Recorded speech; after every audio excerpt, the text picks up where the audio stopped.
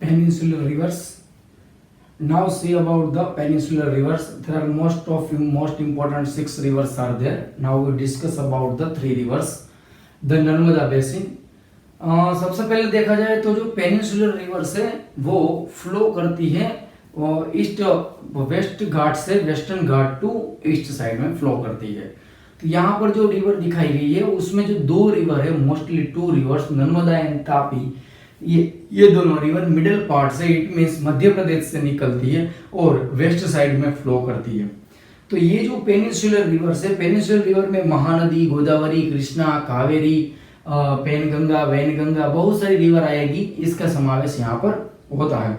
और ये सारी रिवर लास्ट में डेल्टा बनाती है. ये दोनों को छोड़ के सारी रिवर डेल्टा बनाती है. ये याद रखिए, एग्जाम में मोस्ट इंपोर्टेंट क्वेश्चन है, which 2 rivers are not making deltas. तो इसमें आएगा नर्मदा एंड तापी. ये 2 रिवर डेल्टा बनाती नहीं है, बाकी सारी रिवर है जो डेल्टा बनाती है, इसमें बहुत सारी बड़ी बड़ी रिवर है. Narmada basin the formed by the Narmada river. Narmada basin Narmada river बनाती है. सोर्स अमरकंटक के पास मैकल पर्वत से निकलती है, मैकल पहाड़ी में से, और ये मध्य प्रदेश में से निकलती है. And falls into the Arabian sea. The trends into the Arabian sea. Arabian sea तक जाती है. Tributaries the short and the join the main river at the right angles. जितनी भी ट्रिब्यूटरीज है गंगा रिवर के अंदर, वो सारी की सारी 90 डिग्रीज में मिलती है. और बहुत छोटी छोटी रिवर्स है कि जो एकदम छोटे स्ट्रीम के रूप में है, बहुत या बड़े कोई नाम दिए नहीं है. और ये drainage basin Madhya Pradesh and Gujarat में जनरेट करती है. तो ये जो रिवर है नर्मदा रिवर, जो फ्लो करती है marble rocks, it flows near the marble rocks and make a deep गोर्ज. जहां पर एक डीप गोर्ज बना के मार्बल रॉक से निकलती है. और इसके ऊपर एक धुआंधार वाटरफॉल्स भी है जो बहुत फेमस है इंडिया में. अब यहाँ पर ये जो नर्मदा रिवर है, नर्मदा रिवर के ऊपर एक सबसे बड़ा एक स्टेच्यू बनाया गया है, स्टेच्यू ऑफ यूनिटी. और यहाँ सबसे बड़ा डैम भी है, सरदार सरोवर डैम, जो आपने डैम्स वाले चैप्टर में उसमें रिवर सिस्टम में 10th क्लास में भी देखोगे, वाटर रिसोर्स में. तो ये जो ट्रिब्यूटरीज, ड्रेनेज सिस्टम, रिसोर्सेज, ये हमने देखा. इसके बाद 7 to 7 देखे तापी रिवर में. तापी रिवर इसके पैरेलल शॉर्ट डिस्टेंस तक ये दोनों एक दूसरे से पैरेलल चलती है. मीन्स की इसका rise of the Satpura range and the Betul district Madhya Pradesh में से निकलते हैं. और in the drains into the Arabian sea, दोनों अरेबियन सी में मिलती है. और ये दोनों में से एक भी रिवर अरेबियन सी के पास कोई भी डेल्टा बनाती नहीं है. इसके बाद the drainage basin Gujarat, Maharashtra and the Madhya Pradesh, ये 3 में इसका एरिया फैला हुआ है, drainage basin area Tapi river का.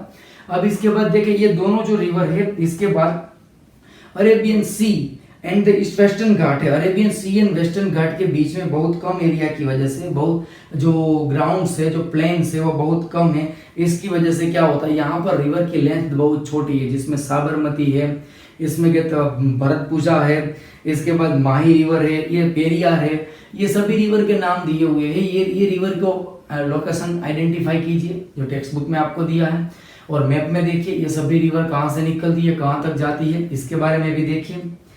तो ये जो रिवर है जो वेस्टर्न साइड में बहती है, वेस्टर्न साइड में, और ये जो रिवर वेस्टर्न साइड में जो वेस्टर्न में फ्लो करती है, इट मींस इधर से निकल के वेस्ट साइड में फ्लो करती है. ऐसी रिवर में एक साबरमती, भरतपुजा, माही और पेरियार दी हुई है. वो एरिया उसका आप लोकेशन फाइंड आउट कीजिए कौन कौन से स्टेट में, ये आपको यहाँ पर एक एक्सरसाइज दिया हुआ है. इसके बाद देखिए Godavari basin, Godavari river longest river है, साउथ की लॉन्गेस्ट रिवर, 1500 किलोमीटर लेंथ है. इसको एक दक्षिण गंगा भी कहते हैं. इसकी लेंथ ज्यादा है और पानी की क्वांटिटी ज्यादा आने की वजह से इसको दक्षिण गंगा, साउथ की गंगा के नाम से भी फेमस है. नर्मदा रिवर भी फेमस है, रेवा नाम से भी फेमस है. तो नर्मदा रिवर की भी बहुत सारी कहानियां हैं. तो इसको भी बड़ा पवित्र और फेमस माना गया है, खास करके गुजरात में और मध्य प्रदेश में. इसके बाद ये गोदावरी बेसिन के बारे में बात कर रहे हैं. Godavari basin formed by the Godavari river, the largest peninsular river, largest river है. इसकी वजह से ये इसको दक्षिण गंगा भी बोला जाता है. दक्षिण गंगा नाम से फेमस है गोदावरी रिवर. इसका जो सोर्स है the slope of western Ghat in the Nashik district of the Maharashtra and drains into the bay of Bengal. Nashik district Maharashtra से ये रिवर निकलती है और ये बे ऑफ बंगाल में जाके ये रिवर मिलती है. इसके बाद देखें तो ड्रेनेज बेसिन कहाँ कहाँ पर एरिया कवर करती है ये river, Maharashtra, MP, Orissa and Andhra Pradesh. Madhya Pradesh, Maharashtra, Orissa and Andhra Pradesh, ये 4 स्टेट को कवर करती है, उसमें से फ्लो निकलता है इसका। इसके बाद ट्रिब्यूटरीज, उसकी ट्रिब्यूटरीज में वैनगंगा, पेनगंगा, पूर्णा, वर्धा, इसके बाद प्रणिता एंड द मांजरा, फिर वैनगंगा एंड पेनगंगा, ये 3 है। इसके बाद जो लास्ट की जो 3 है, मांजरा, वैनगंगा, पेनगंगा की लॉट ऑफ वाटर कैपेसिटी की वजह से, जो बड़ी बड़ी, ये भी बड़ी बड़ी रिवर है, इसकी वजह से ये पूरी की पूरी गोदावरी रिवर को दक्षिण गंगा कहा जाता है। और गोदावरी रिवर का साउथ इंडिया में बहुत महत्वपूर्ण रिवर है। तो जिसके अंदर हमने देखा कि इसमें जो एक चीज है कि महाराष्ट्र के अंदर इसका 50% एरिया कवर करती है। इसके बाद गोदावरी रिवर आगे निकलती हुई 3-4 स्टेट है उसमें से होके बे ऑफ बंगाल में मिल जाती है। और इसकी जो मेन ट्रिब्यूटरीज है वो आपको यहाँ याद रखना जरूरी है। पेनिनसुलर रिवर्स में 3 रिवर हमने देख लिया। The 4th number Mahanadi, 5th number Krishna river and Kaveri 6th number पर। तो ये हम देखेंगे Mahanadi source islands of the Chhattisgarh and flow through the Orissa and reach at the bay of Bengal. Chhattisgarh के उच्च प्रदेश में हाईलैंड से निकलती है और बे ऑफ बंगाल में मिलती है। Total length 800 kilometre and drains of basin, जिसके अंदर देखा गया कि महाराष्ट्र, छत्तीसगढ़, झारखंड एंड उड़ीसा। इसके बाद है कृष्णा बेसिन। तो कृष्णा रिवर है, कृष्णा रिवर जो है वो अराउंड 1400 किलोमीटर लेंथ है। जो आगे हमने देखा था गोदावरी रिवर सबसे लंबी थी, इसके थोड़ी सी छोटी है। अब यहाँ पर rises of the spring near the Mahabaleshwar and drains into the bay of Bengal, Mahabaleshwar के आसपास से निकलती है और बे ऑफ बंगाल में जाके यहाँ पर ये ड्रेनेज खत्म होती है। इसके बाद tributaries the Tungabhadra, the Koyna, Ghataprabha and Musi and Bhima, इतनी रिवर इसमें मिलती है। ट्रिब्यूटरी से 1400 किलोमीटर लेंथ है, याद रखना जरूरी है। And drainage basins Maharashtra, Karnataka and Andhra Pradesh. इसके बाद देखें तो कावेरी बेसिन जो सोर्स है कावेरी का, वो Brahmagiri range of the western Ghat and the reaches the bay of Bengal in the south of Cuddalore in the Tamil Nadu. तो ये जो है ब्रह्मगिरी से निकलती है और लास्ट में जाके जो बे ऑफ बंगाल में मिल जाती है तमिलनाडु के पास। और इसके बाद तमिलनाडु के एरिया का नाम दिया है साउथ तमिलनाडु में। इसके बाद 760 किलोमीटर लेंथ है कावेरी रिवर की। Tributaries Amaravati, Bhavani, Hemavati and the Kabini. Drainage basin Karnataka, Kerala and Tamil Nadu. Karnataka में बहुत पार्ट ऑफ कर्नाटका, बहुत स्मॉल पार्ट है जिसमें से बहती है। इसके बाद कावेरी रिवर बहुत चर्चा में है आजकल, क्यों? क्योंकि कावेरी बेसिन जो कावेरी रिवर से जो बना है, कावेरी रिवर का जो पानी है उसके कावेरी के ऊपर जो डैम्स है, इसकी वजह से ये पानी की वजह से प्रॉब्लम में है। इट मीन जो स्टेट के बीच में से बहती है वो स्टेट में पानी का जल विवाद, वाटर ट्रीटी अभी हुई है इसके बारे में एक स्पेशल कोर्ट भी बनाया गया। इट मीन ये वाटर ट्रीटी के लिए, तो ये पानी का जो प्रॉब्लम सॉल्व करने के लिए कावेरी का पानी था, जिसके लिए सॉल्व करने के लिए ये स्टेट के बीच में जो इंटर स्टेट प्रॉब्लम्स थे, इसको सॉल्व करने के लिए एक कावेरी ट्रिब्यूनल्स भी एक इस्टेब्लिशमेंट किया गया था। तो यहाँ पर हमने देखा ये 3 रिवर के बारे में देखा, पहले भी 3 रिवर देखा, दूसरी भी 3 रिवर देखा। इसके बाद देखा आपको बॉक्स में दिया हुआ है the second largest waterfall by the Kaveri river. क्या नाम है उसका? शिव सुंदरम, ऐसा कुछ नाम है। और तो ध्यान दीजिए कि फर्स्ट नंबर का कौन सा है वो आप फाइंड आउट कीजिए एंड मैप में लोकेट कीजिए। अभी हमने Himalayan drainage system and peninsular drainage system ये हमने देख लिया। तो इसमें मैंने कुछ रिवर्स देखे, जैसे कि हमने देखा कि 3 reverse from Himalayan range, Himalayan area में से जो निकलती है ऐसी रिवर, हिमालयन रिवर्स देखी हमने। इसके बाद जो पेनिनसुलर एरिया में देखा हमने, तो इसके अंदर 6 रिवर के बारे में देखा हमने। इट मीन्स अराउंड 9 रिवर्स का पूरा बारे में हमने पढ़ा। अभी देखे हम लोग लेक्स के बारे में। Lake a body of water that lies in the hollow in the earth surface and is surrounded by the land. तो एक क्लोज फिगर है, मतलब कि क्लोज है, around surrounded by the land. और एक जो एक बड़े जिसको बोलते हैं कि होलो सरफेस, एक खड्डा हो जाता है जिसके अंदर पानी भर जाता है, इसको बोलते हैं लेक। तो सबसे पहले बोले कि लेक के बारे में आप सब जानते ही हैं, जैसे कि जम्मू कश्मीर में आपने देखा, पहले भी आप पढ़ते शिकारा, जो आपने बोट देखी थी हाउस बोट शिकारा, और आपने जो लेक देखे थे वुलर लेक देखे, डाल लेक देखे, नाम तो सुना होगा आपने, चिलिका लेक का नाम भी सुना होगा। तो लेक्स है वो अट्रैक्टिव प्लेस है जहाँ पर बहुत सारे टूरिस्ट जाते हैं और टूरिस्ट प्लेस बनाए गए हैं। तो यहाँ पर लोग घूमने जाते हैं स्पेशली, और ये अट्रैक्शन के लिए, हमारे एक एंटरटेनमेंट के लिए भी एक प्लेस है। तो इसी प्रकार से लोग वहाँ घूमने जाते हैं और वहाँ पर बहुत सारे बोटिंग राइड्स और मेला लगता है। उसी प्रकार से वहाँ पर एक क्लाइमेट बनाया जाता है। इट मीन्स लोगों को अट्रैक्ट किया जाता है।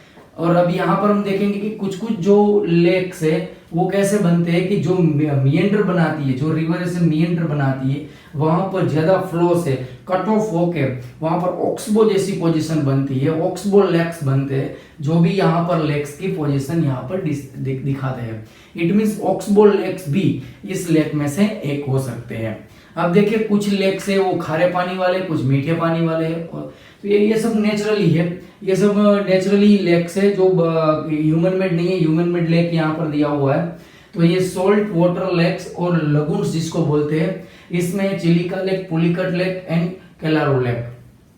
ये कोलेरू लेक, ये जो 3 लेक है वो खारे पानी वाले सॉल्ट वाटर वाले लेक से।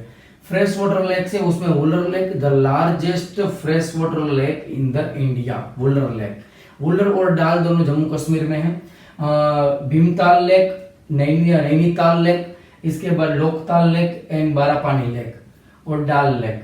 तो ये जो सारे लेक है, सॉरी वुलर लेक है वो largest in the India, largest है। तो ये देखा जाए तो फ्रेश वाटर के लेक में ये इतने 3-4 है। मान लो कि लेक नहीं होते तो लोग को एक घूमने का, इट मीन्स एक जो प्रकृति का दर्शन है, इट मीन्स नेचुरल साइट है जहां पर लोग बहुत ज्यादा जाते हैं। तो लेक नहीं होते तो ये एंटरटेनमेंट का ये हमारे पास ऑप्शन नहीं रहता। इट मीन्स हमें ऐसी सुंदरता देखने को नहीं मिलती। अब ये मैन मेड लेक है गुरु गोविंद सागर, जो भाखड़ा नांगल डैम है, जो पानी स्टोरेज होता है, इसको नाम दिया गया है गुरु गोविंद सागर, नाम दिया हुआ है।